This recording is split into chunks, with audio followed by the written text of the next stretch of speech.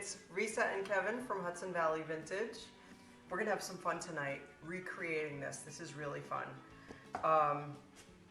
So we're actually gonna do a couple of things. I'm gonna show you how I made this faux driftwood frame.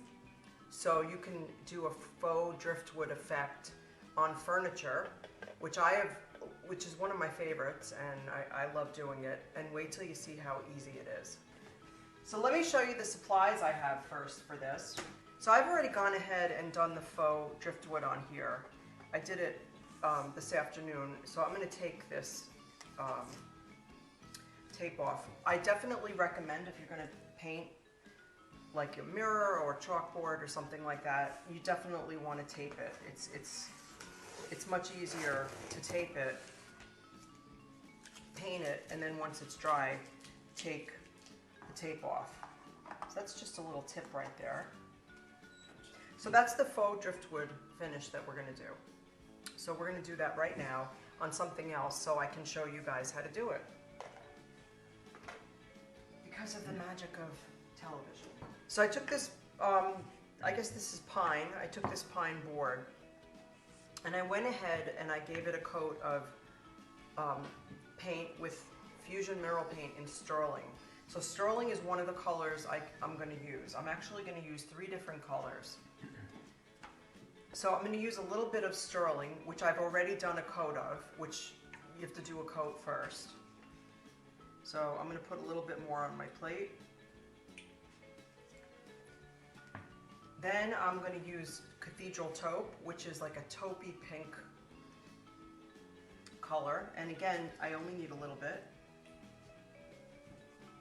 And lastly, I'm going to use Ash, which is really like a charcoal. It's just off black. And that color I really need a small amount of, but of course it just squirted out a whole bunch. So those are the 3 colors I'm going to use. And as I said, I've already painted this board with Sterling. So Sterling is one of the 3 colors I'm going to use. And by the way, you can do this faux driftwood look with any colors. So if you'd want to do that, you'd pick your pale color, paint your whole piece with the pale color. Then you need another light color that's a little bit off, and you need a dark color. So I've got my brush. I'm using a synthetic brush. It's not anything special. And first I'm going to take my Sterling and I'm going to just put some over here. Then I'm going to take some of my Cathedral Taupe. Can they see this? Mm-hmm. Now I'm adding it in, but I'm not mixing this very well, and that's on purpose. And then I'm taking just a little bit of the Ash, and I think I might even have too much, but we'll see. Let me put a little bit more of that Sterling. There we go. And I'm not using a lot of paint because this is sort of like a dry brush. What I'm going to do is I'm going to start with my brush literally off of the board. And if I was painting a tabletop or a dresser, I would be off the piece. And I'm just going to go straight across. So you can see it's somewhat of a dry brush in some areas and some not. And that's fine because real driftwood is not uniform. And then I'm going to go to the other side of the brush where there's still paint, and I'm going to start on this end and pull it back. Okay? It's that easy. And I'm going to do this again, get a little bit more of this little mixture. And I'm going to start on this end. And again, my brush is off the board. I don't want to, and the reason I'm doing that is because I don't want to see marks. I don't want to see stops and starts. I want to have it be nice and smooth across. And I'm just pulling it straight across. Now in the areas where it's a little patchy and light, I'm fine with that because remember I painted the Sterling before. So we're cool with that.